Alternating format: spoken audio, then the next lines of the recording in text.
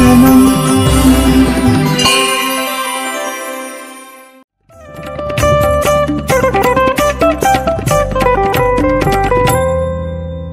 ఏచ్ఛయైవ భువనాని సముద్భవంతి తిష్టంతి యాంతి చ పునర్విలయం యుగాంతే. తస్మై సమస్తఫలభోగనిబంధనాయ నిత్యప్రబుద్ధముదితాయ నమః శివాయ. మన దేశంలో అనాది పరంపరగా ఒక ధర్మం ఆచరింపబడుతూ వస్తూ ఉన్నది. దాన్ని సనాతన వైదిక ధర్మం అని పిలుస్తాం. ప్రస్తుత కాలంలో దాన్ని హిందూ ధర్మం అని పిలుస్తున్నాం. ఈ సనాతన ధర్మం అనేటటువంటిది వేద ప్రతిపాద్యమైనది. అందువలననే దానికి వైదిక ధర్మం అని పేరు. ఈ ధర్మం యొక్క మహత్వాన్ని వేదమే చెప్పింది. ధర్మో విశ్వస్య జగతః ప్రతిష్ఠా లోకే ధర్మిష్ఠం ప్రజా ఉపసర్పంతి ధర్మేణ పాపమపనుదతి ధర్మే సర్వం ప్రతిష్ఠితం తస్మాత్ ధర్మం పరమం వదంతి అని చెప్పేసి. ధర్మో విశ్వస్య జగతః ప్రతిష్ఠ. ఈ యావత్ జగత్తు ధర్మము మీద ఆధారపడి ఉన్నది. ఈ జగత్తు సరిగా ఉండాలి అనంటే ధర్మాచరణ జరగాలి. ఎప్పుడైతే ధర్మాచరణం లోపిస్తుందో అప్పుడు అన్ని క్లేశములకు ఆరంభమవుతుంది.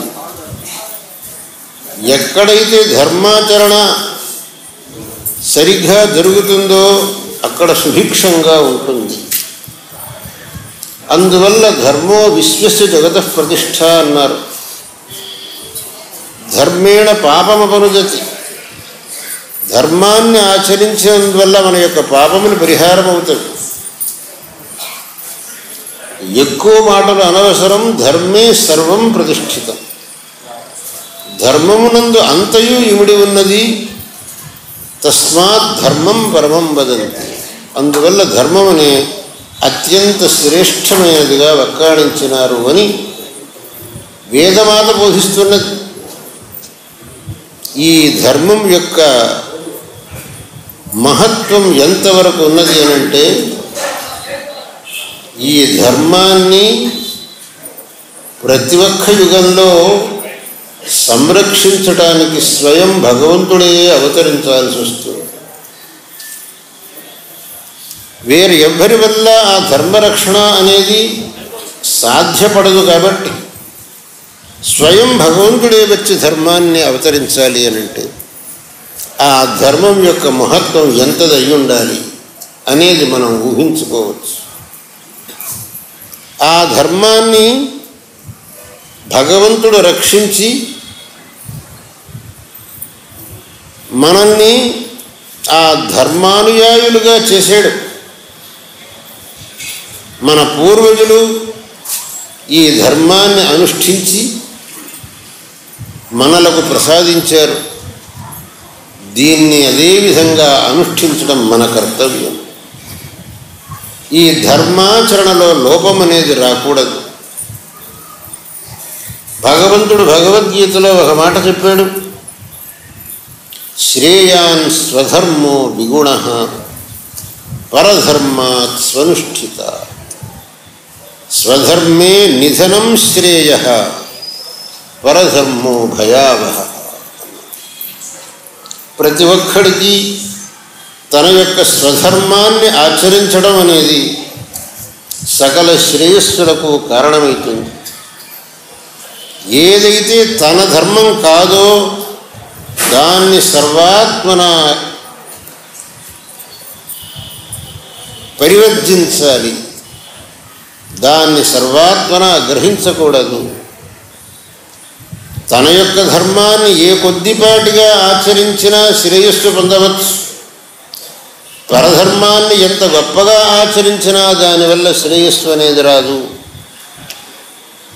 ఈ విషయాన్ని భగవంతుడు స్వయంగా భగవద్గీతలో సెలవిచ్చాడు. అందువల్ల మనకందరికీ మన స్వధర్మం మీద శ్రద్ధ, ఆదరం అనేటటువంటిది చాలా ఆవశ్యకమైనటువంటిది. ఒక విషయం మనిషి గుర్తుంచుకోవాలి, మనుష్య జీవనంలో మనకు సర్వథా సర్వ విధముల మిత్రుడు అని ఎవరిని చెప్పాలి అని అంటే మనం ఆచరించిన ధర్మం మాత్రం, అదే మన మిత్రుడు, మన బంధువు. ఇంకా ఎవ్వళ్ళు ఆ ధర్మంతో సమానమైనటువంటి వాళ్ళు కాదు. మనం ఎంతోమందిని మన బంధువులు, మిత్రులు అనుకుంటున్నాం. వాళ్ళ కోసం అని చెప్పేసి మనం ఎన్నో త్యాగాలు చేస్తున్నాం. ఎంతో కష్టపడి సంపాదించిన ధనాన్ని వాళ్ళ కోసం వినియోగిస్తున్నాం. కానీ వాళ్ళ వల్ల మనకు అయ్యే ఉపకారం ఎంతవరకు అనేది మనం ప్రశ్నించుకుంటే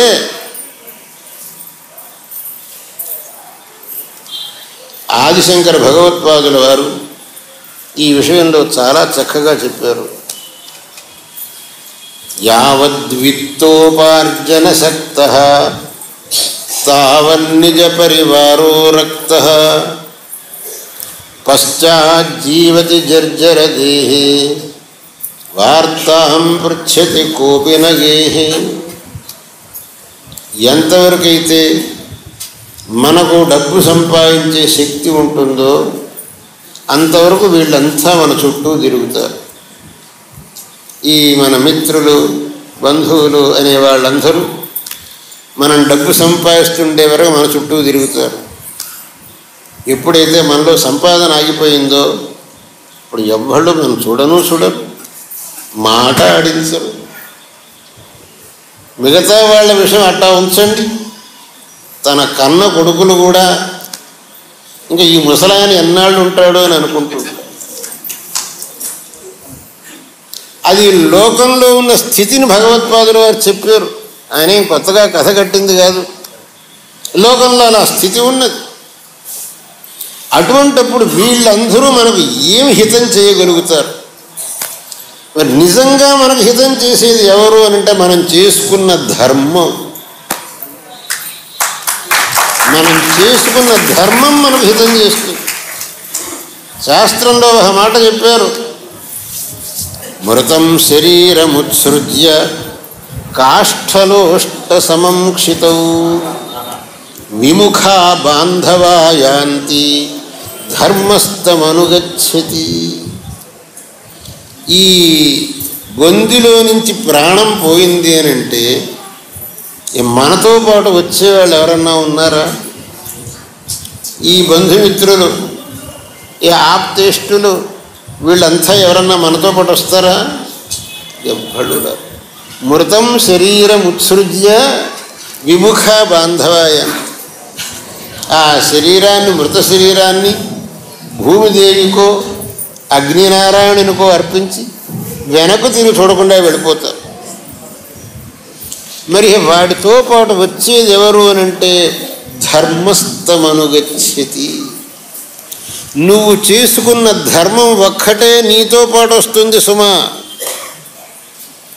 నీకు పై జన్మలో కూడా నీకు సుఖాన్ని కలిగించేది ఆ ధర్మం ఒక్కటే సుమా. నువ్వు ఏమాత్రం నీకు పై జన్మలో కూడా సుఖం కావాలి అనుకునేటట్టు అవుతే ఇప్పుడు ధర్మాన్ని ఆచరించు. ఇప్పుడు ధర్మం విషయంలో అశ్రద్ధ చేయకు. ధర్మం విషయంలో అశ్రద్ధ చేశావంటే తర్వాత నువ్వు పశ్చాత్తాపడాల్సి వస్తుంది. ఏ సమయంలో నేను ధర్మాన్ని ఆచరించవలసి ఉండెనో ఆ సమయంలో నేను ధర్మాన్ని ఆచరించగా అత్యంత ప్రమత్తుణ్ణి, మహాపరాధం చేశాను, ఈవేళ దుఃఖాన్ని అనుభవిస్తున్నాను, తర్వాత పశ్చాత్తాపడాల్సి వస్తుంది. ఆ పరిస్థితి రాకూడదు. మన శరీరంలో శక్తి ఉన్నప్పుడే, మనకు సంపత్తు ఉన్నప్పుడే మనం ధర్మాచరణ చెయ్యాలి. దీనివల్ల మన యొక్క భావి జీవితాన్ని రూపుదిద్దుకోవాలి. ఒకచోట చాలా స్వారస్యంగా ఒక ఆయన ఒక మాట చెప్పాడండి. అనేక మంది అనుకుంటారు, నేను నా డబ్బు ఎవ్వడికి ఇవ్వను, నేను పోయినా కూడా నా నెత్తి మీద మూట కట్టుకొని పోతాను తప్ప ఎవ్వడికి ఇవ్వను అని కొంతమంది అనుకుంటుంటారు.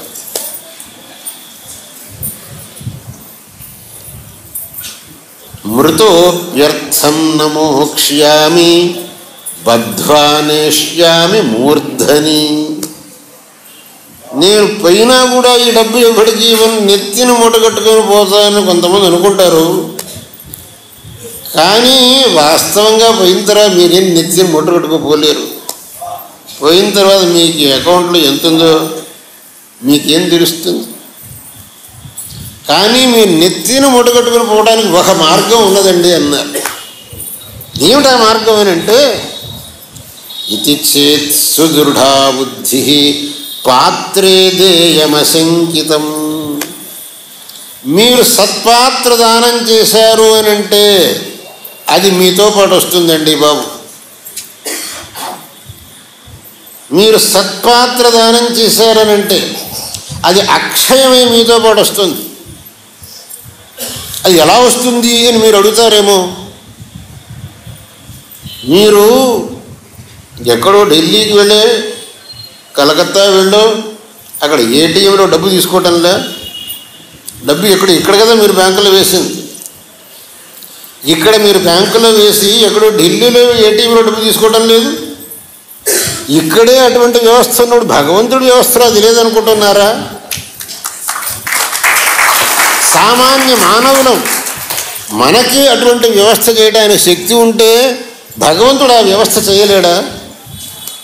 భగవంతుడు అంటే ఎవరు? సర్వజ్ఞుడు, సర్వశక్తి సంపన్నుడు, క్షణమాత్రంలో సమస్త ప్రపంచాన్ని సృష్టించగలిగిన సమర్థుడు, క్షణమాత్రంలో సమస్త ప్రపంచాన్ని లయం చేయగలిగినటువంటి సమర్థుడు. వాణ్ణి కదా మనం భగవంతుడు అంటున్నాం. ఆ భగవంతుడికి అసాధ్యమైనది ఏది ఉంది? కాబట్టి మనం ఇక్కడ సత్పాత్రలో దానం చేస్తే ముందు మనగట్టా దొరుకుతుంది అనే ప్రశ్న అనవసరం. భగవంతుడు చెప్పాడు, శృతి చెప్పింది. మనకు ఆస్తిక్యం అనేది ఉండాలి. ఆస్తిక్యం అంటే ఏమిటి? వేదశాస్త్రమునందు విశ్వాసం, శ్రద్ధ, అదే ఆస్తిక్యం అన్నట్టు. ఎవడికైతే వేదశాస్త్రములందు విశ్వాసం లేదో, శ్రద్ధ లేదో, వాడు ఆస్తికుడు కాదు, వాడినే నాస్తికుడు అని మనం అంటాం. ఎవడికైతే భగవంతుడి యందు శ్రద్ధ లేదు, వేదశాస్త్రములందు శ్రద్ధ లేదు, పునర్జన్మ వస్తుందనే నమ్మకం లేదు, స్వర్గ నరకములందు విశ్వాసం లేదు, పుణ్యపాపములందు విశ్వాసం లేదు, వాడు నాస్తికుడు. మనం నాస్తికులం కాదు, అనాది పరంపరగా మనం ఆస్తికులం. మన తండ్రి తాతలు ముత్తాతలందరూ ఈ విశ్వాసంతో బతికారు, ఆస్తికులుగా బతికారు, తమ జీవితాల్ని పవిత్రం చేసుకున్నారు. వాళ్ళ పరంపరలో వచ్చాం మనం. వాళ్ళు ఏ మార్గాన్ని అనుసరించారో ఆ మార్గం మనకు గ్రాహ్యం. ఏనాస్య పితరో యాతాః ఏన యాతాః పితామహాః తేన యాయాత్ సతాం వర్త్మ. ఏ మార్గాన్ని మన పూర్వులు అవలంబించారో అదే మార్గమే మనకు శ్రేయోదాయకం. తేన గచ్చన్ నదుష్యతి. ఆ మార్గంలో వెళ్ళారంటే మనకు ఎప్పటికీ చ్యుతి అనేది ఉండదు. దాన్ని వదిలిపెట్టి ఇవాళ మనం కొత్త మార్గం తొక్కాము అని అంటే దానివల్ల ఏమవుతుంది అనేది ఎవరికీ తెలియదు. కొంతమంది అన్నారు, మీరు ధర్మం చేయమని చెబుతున్నారు, ఈ ధర్మం వల్ల పుణ్యం కలుగుతుంది అంటున్నారు, పై జన్మలో సుఖం కలుగుతుంది అని అంటున్నారు, దాన్ని మేము నమ్మటం ఎలాగా? కేవలం మీ మాట మీదనే నమ్మాలనా? కాబట్టి మీరు చెప్పింది చెయ్యాలి ఎక్కడుంది? కాబట్టి మీరు చెప్పింది మేము చెయ్యం, మా ఇష్టం వచ్చినట్టు చేస్తాం అని అన్నాడు ఆయన. దానికి జవాబు చెప్పారు, నీకు పరలోకంలో సందేహం ఉన్నప్పటికీ కూడా నువ్వు ధర్మం చేయడమే మంచిదిరా నాయన. ఎందుకు అని అంటే, పరలోకం కనుక ఉన్నది అనేటట్టయితే నువ్వు అధర్మాన్ని ఆచరించితే నీకు నరకం. ఒకవేళ పరలోకం లేదనుకో, నువ్వు ధర్మం ఆచరించినందువల్ల నీకు పోయిందేం లేదు. కానీ పరలోకమే ఉన్న పక్షంలో ఎవడైతే అధర్మాన్ని ఆచరించాడో వాడు మటుకు నరక దుఃఖం అనుభవించాల్సి వస్తుంది. దానికి ఒక దృష్టాంతం చెప్పారు. ఒక ఆయన దారిలో పోతున్నాడు, అక్కడ ఒక పుట్ట కనపడ్డది. అక్కడ ఇద్దరికి వివాదం వచ్చింది, ఈ పుట్టలో పాము ఉన్నదా లేదా. ఆ పుట్ట మీద నేను కాలు పెడతాను అని ఒక ఆయన అన్నాడు. నేను కాలు పెట్టను, నేను పక్క నుంచి పోతాను అన్నాడు ఇంకో ఆయన. అక్కడ నిజంగా పాము ఉన్నది, ఆ పుట్ట మీద కాలు పెట్టిన ఆయన కాలు కాస్త కాటేస్తాడు. ఈ పక్క నుంచి పోయిన ఆయనకు ఏ విధమైన ఇబ్బంది కాలేదు. అక్కడ పాము ఉన్నా లేకపోయినా పక్క నుంచి పోయిన ఆయనకు ఏ ఇబ్బంది కాలేదు. కానీ దాని మీద కాలు పెట్టిన వాడికి మటుకు అక్కడ పుట్టలో పాము కనుక ఉన్నట్టయితే వాడి కాలు కాటేసే ఇస్తుంది. అదేవిధంగా సందిగ్ధేపి పరే లోకే కర్తవ్యో ధర్మ ఏవహి నాస్తి చేన్నాస్తినో హాని అస్తి చేన్నాస్తి కో హతః. అది ఉన్నా లేకపోయినా మనకేం ఇబ్బంది లేదు. కానీ ఆ పరలోకం అనేది ఉన్నది అనేదేమో కనుక వాస్తవం అయితే నాస్తికుడు అనేవాడు మాత్రం సర్వనాశం అవుతాడు. కాబట్టి ఎట్టి పరిస్థితుల్లో కూడా మనం ధర్మ మార్గాన్ని విడనాడకూడదు. ఆ ధర్మమే మనకు ఇహంలోనూ పరంలోనూ శ్రేయోదాయకం. రెండిట్లోనూ ధర్మం చేసిన వాడికి ఇహంలోనూ శ్రేయస్సు, పరంలోనూ. ఎందుకంటే ఒక మాట చెప్పారు, అత్యుత్కటై పుణ్యపాపైరిహైవ ఫలమశ్నుతే. సామాన్యంగా ధర్మానికి ఫలం ఈ జన్మలో కాదు పై జన్మలో వస్తుంది అనేది మామూలు. కానీ అది కనుక చాలా ఉత్కృష్టమైనట్టయితే ఈ జన్మలోనే వాడికి ఫలం కలుగుతుంది. పాపమైనా సరే పుణ్యమైనా సరే. పుణ్యపాపములకు పై జన్మలో ఫలం అనేది మామూలు. కానీ దానికి ఒక ఎక్సెప్షన్ ఏమిటి అని అంటే, అవి కనుక అత్యుత్కృష్టములైనట్లయితే ఇక్కడే మీకు ఫలం దొరుకుతుంది. అత్యుత్కటై పుణ్యపాపైరిహైవ ఫలమశ్నుతే. అందువల్ల ఇహంలోనూ పరంలోనూ మనకు కారణం శ్రేయ సాధనమైనటువంటి ధర్మం కనుక ఆ ధర్మాన్ని మనం ఎట్టి పరిస్థితుల్లోనూ విడనాడకూడదు. మనం ఇదేన్నైతే హిందూ ధర్మం అని వాళ్ళు చెబుతున్నామో అది వైదిక సనాతన ధర్మం. ఆ ధర్మం అనాది పరంపరగా మనకు వచ్చినటువంటి ధర్మం. ఆ ధర్మాన్ని ఎట్టి పరిస్థితుల్లోనూ మనం విడవకుండా ఆచరించవలసినటువంటిది మన కర్తవ్యంగా ఉన్నది. ఈ కర్తవ్యం నుంచి మనం ఎప్పుడూ పరాంగుఖులం కాకూడదు, విముఖులం కాకూడదు. ప్రతి ఒక్కడికి ఆ కర్తవ్య ప్రజ్ఞ అనేది ఉండాలి. తన యొక్క కర్తవ్యాన్ని తాను సరిగ్గా ఆచరించాలి అనేటువంటి ప్రజ్ఞ ప్రతి ఒక్కడికే ఉండాలి. నువ్వు కాలేజీలో మేస్టరు కావచ్చు, వైద్యుడివి కావచ్చు, లేదు ఇంజనీరువి కావచ్చు, లేదు న్యాయవాదివి కావచ్చు, లేదు ఆరక్షకుడివి కావచ్చు. నీ కర్తవ్యాన్ని నీవు ప్రామాణికంగా శ్రద్ధతో నిర్వహించినప్పుడే నీవు సుఖంగా ఉండగలుగుతావు. నీ కర్తవ్యాన్ని నువ్వు మరిచావు అని అంటే నీవు సుఖంగా ఉండడానికి వీల్లేదు. మన అందరి యొక్క కర్తవ్యం ధర్మాచరణం అనేటటువంటిది. కాబట్టి ఈ ధర్మాన్ని మనం తప్పకుండా ఆచరించాలి. ధర్మం అని అంటే టూకీగా చెప్పాలి అని అంటే పరోపకారం చేయటం ధర్మం, ఇంకోటికి ఉపద్రవం చేయటం అనేది అధర్మం. పరోపకార పుణ్యాయ పాపాయ పరపీడనం ఏతద్విద్యాత్ సమాసేన లక్షణం పుణ్యపాపయో. టూకీగా చెప్పాలి అని అంటే ఇంకోళ్ళకి ఉపకారం చేయండి, మీరు ధార్మికులు అవుతారు. ఇంకొకటికి అపకారం చేశారో మీరు అధార్మికులు అవుతారు. ఎప్పుడు మీరు అధార్మికులు కావద్దు అంటే ఇంకొకటికి ఎన్నడూ అపకారం చేయొద్దు. ఎప్పుడు మీరు ధార్మికులుగా ఉండండి అంటే ఎప్పుడు ఇంకొకటికి ఉపకారం చేయండి. కానీ ఉపకారం చేయడం అనేటప్పుడు అక్కడ కొంత వివేచన అనేది ఉండాలి. ఎవడో ఒకడు తప్పు పని చేయడానికి పోతున్నాడు, వాడికి నేను ఉపకారం చేశానంటే వాడు చేసిన తప్పు పనిలో మీరు భాగస్వాములు అవుతారు. వాడు తప్పు పని చేయడానికి పోయేవాడికి ఉపకారం చేయడం అనేది కాదు మేము చెప్పేది. సరియైన పరిస్థితిలో ఇంకొకటికి ఉపకారం చేయటం. ఆ విధంగా మనం మన యొక్క వివేచన శక్తిని ఉపయోగించుకొని భగవంతుడి యొక్క ఆజ్ఞారూపములైనటువంటి వేదములను ఏమాత్రం తిరస్కరించగా వేదముల యందు శ్రద్ధను పెట్టుకొని ఎప్పుడైతే మనం ధార్మికులంగా మనగలుగుతామో అప్పుడే మన యొక్క జీవితం పవిత్రమవుతుంది. మన యొక్క జీవితంలో ఒక లక్ష్యాన్ని మనం సాధించినట్టు అవుతుంది. ఏ విధమైన లక్ష్యం లేదు, ఒక లక్ష్య సాధన లేదు, ఒక గురి అనేది లేదు. ఊరికే మనం జీవిస్తున్నామనంటే దారిన పోయే పశువులు మనం ఒకే రకమైపోతాం. ఆ పశువులకు ఏం లక్ష్యం ఉంది? వాడికి ఉండేది ఒకటే లక్ష్యం, ఆహారం, నిద్ర.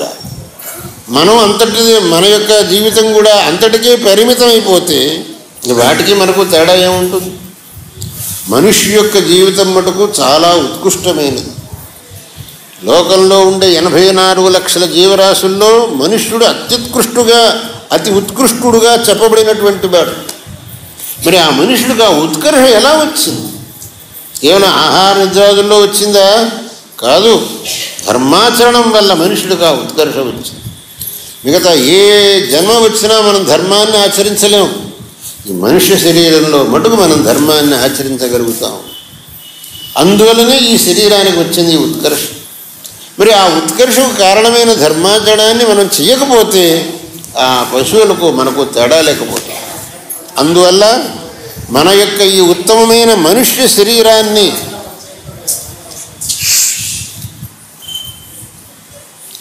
మన యొక్క ఈ ఉత్కృష్టమైనటువంటి మానవ శరీరాన్ని మనం సార్థకం చేసుకోవాలి అని అంటే మనం ధార్మికులుగా బతకాలి. ధర్మమే మన యొక్క లక్ష్యంగా గురిగా ఉండాలి. ఈ ధర్మాన్ని కాపాడటం కోసమే భగవంతుడు అవతారాలు చేశాడు. ఆదిశంకర భగవత్పాదుల వారు ఈ ధర్మాన్ని ప్రతిష్ఠించడానికి, ధర్మాన్ని ప్రబోధం చేయడానికి, ధర్మాన్ని ప్రచారం చేయడానికి అవతరించారు. తమ 32 సంవత్సరముల ఆయుస్సులో యావత్ భారతదేశం 3 సార్లు పర్యటించి జనులకు ధర్మ ప్రబోధం చేశారు. ధర్మ విరోధులైన వాళ్లతో వాదాలు చేసి వాళ్లను సన్మార్గానికి తీసుకొచ్చారు. అనే భగవంతుడి యొక్క వేరే అవతారములలో ధర్మ విరోధులను సంహరించాడు. శంకరుల వారు ఎవరిని సంహరించలేదు, వాడి యొక్క బుద్ధిని సరియైన మార్గంలో తీసుకోబెట్టారు. వాడు ఎక్కడైతే తప్పాడో దాన్ని చూపించారు. చూడు, నీ ఈ విషయంలో తప్పిపోతున్నావు, ఈ విషయంలో నువ్వు పొరపాటు పడ్డావు, దీన్ని సరి చేసుకున్నావంటే నువ్వు చెప్పేదంతా సరే, ఈ వేద విరుద్ధమైనటువంటి అభిప్రాయాలు నువ్వు తీసేసుకున్నావు అని అంటే, ఈ వేదోక్తమైనటువంటి ధర్మాన్ని నువ్వు సరిగ్గా అర్థం చేసుకొని ఆచరించావు అని అంటే నువ్వు గొప్పవాడివే. ఈ విధంగా ప్రతివాడికి బుద్ధిలో పరివర్తన తీసుకొచ్చారు. ప్రతివాడికి ధర్మం మీద శ్రద్ధను ఏర్పరిచారు. ప్రతివాడిని ధర్మానుష్ఠాతగా, ధర్మానుయాయిగా చేశారు. శంకరుల వారి యొక్క అవతారమై సహస్రాధిక వత్సరములు అయినప్పటికీ కూడా ఇవాటికి మనకు శంకరులు పరమ ఆరాధ్యమూర్తి ఎందుకైనారు అని అంటే ధర్మానికి ఆయన చూపినటువంటి, ధర్మం మీద ఆయన చూపిన శ్రద్ధ, ధర్మానికి ఆయన ఇచ్చిన విలువ, వేదములకు ఆయన ఇచ్చిన విలువ, వేదోక్తమైన సిద్ధాంతాన్ని ఆయన ప్రచారం చేసిన తీరు, దీనివల్ల శంకరులు మనకు పరమ ఆరాధ్యులైనారు. ఆయన ఈ ధర్మాన్ని ఎల్లవేళలా ప్రచారంలో ఉండాలి, ఎల్లవేళలా ఈ ధర్మం ప్రబోధం జరగాలి అనే దృష్టితో ఈ చతురాంబన పీఠస్థాపన చేశారు. ఆయన యొక్క బుద్ధి ఎంత విచిత్రమైనటువంటిదో ఎవరికీ అర్థం కాదు. ఆయన ఇంకా 1000 సంవత్సరాలకు, ఇంకా 10,000 సంవత్సరాలు ఏం కావచ్చు అనే దాన్ని ఊహించారు. ఊహించి ఈ దేశంలో ఈ ధర్మ ప్రబోధం అనేది నిరంతరంగా జరగాలి అని అంటే ఒక గురు పరంపర అనేది ఏర్పరచాలి. అది కేవలం బక్కచోట పెడితే కుదరదు, 4 మూలలా ఉండాలి. ఆ ఒక మహాద్భుతమైనటువంటి ఆలోచన చేసి ఆ మహానుభావులు చతురామ్మన పీఠములను స్థాపించారు. అందులో తమ దక్షిణామ్మన పీఠాన్ని శృంగేరిలో స్థాపించి అక్కడ గురు పరంపరను ఏర్పరిచి ధర్మ ప్రచారం, ధర్మ ప్రబోధం ఈ పీఠం నుంచి జరగాలి అని కట్టడి చేశారు. వారి యొక్క ఆ ఆజ్ఞ, వారి యొక్క ఆ శాసనం శిరసావహించి మేము ఈ ధర్మ ప్రచార కార్యం చేపట్టడం అనేది జరుగుతున్నది. మన దేశంలో ఈ ధర్మం అనేటటువంటిది అనాది పరంపరగా వచ్చింది. దీన్ని మనం కాపాడాలి. ప్రతి ఒక్కడికి ఈ ధర్మం మీద శ్రద్ధ అనేది ఉత్పన్నం అవ్వాలి. ప్రతి ఒక్కడు ఈ ధర్మాన్ని ఆచరించేటట్టు అవ్వాలి అని మేము ఆశిస్తున్నాం. మేము ప్రతి ఒక్కళ్ళకు కూడా ఈ ధర్మశ్రద్ధ, ఆస్తిక్యం, భగవద్భక్తి, గురుజనుల యందు ఆదరం అనేది కావాలి అని కోరుకుంటున్నాం. భగవంతుడు దాన్ని ప్రతి ఒక్కడికి అనుగ్రహించాలని భగవంతుడిని ప్రార్థిస్తున్నాం. కావలి నగరానికి నేను ప్రప్రథమంగా వచ్చాను. ఇంత క్రితం ఆంధ్రదేశంలో అనేకం చోట్ల తిరిగాను, కానీ కావలి నగరానికి వచ్చే సందర్భం ఏర్పడలేదు.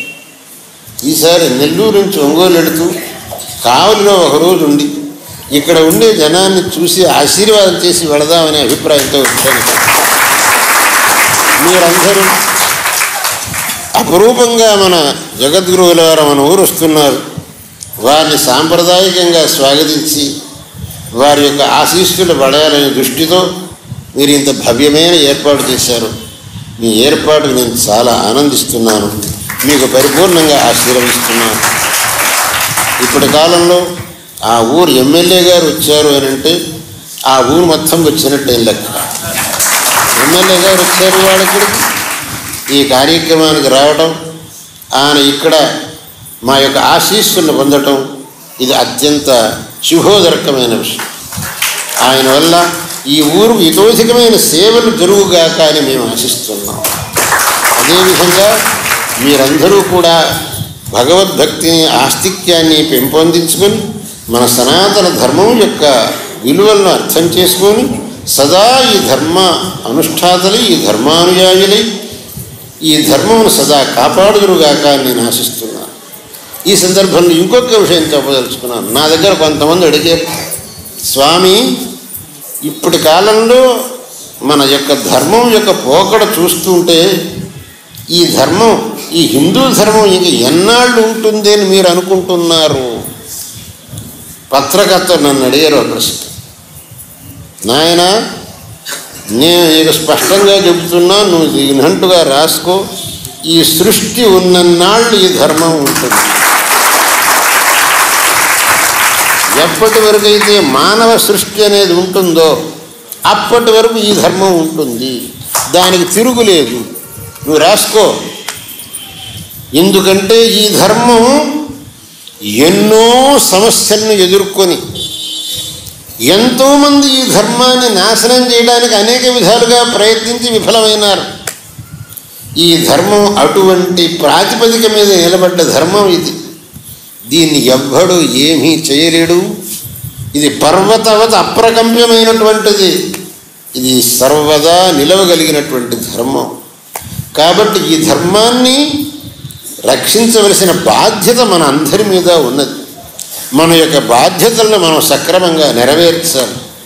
ఈ ధర్మరక్షణలో మనకున్నటువంటి బాధ్యతను మనం సరిగ్గా అర్థం చేసుకొని ఆ ప్రకారం మనం వర్తించి మన కర్తవ్యాన్ని నిర్వహించి మన జీవితాన్ని ధన్యం చేసుకొని భగవంతుడి యొక్క కృపకు మనం పాత్రులం కావాలి. భగవంతుడి ఆ ప్రేరణను మీకు అందరికీ ఇచ్చుగాక. మీ వల్ల మన యొక్క ఈ ధర్మరక్షణ కార్యం జరుగుగాక. అందువల్ల మీ జీవితంలో ధన్యమడుగుగాక అని చెబుతూ మీకందరికీ మరొక్క మారు నా యొక్క నారాయణ స్మరణపూర్వక ఆశీస్సులను అందజేస్తూ ఈ భాషణాన్ని ఇక్కడ ఉపసంహరిస్తున్నాను.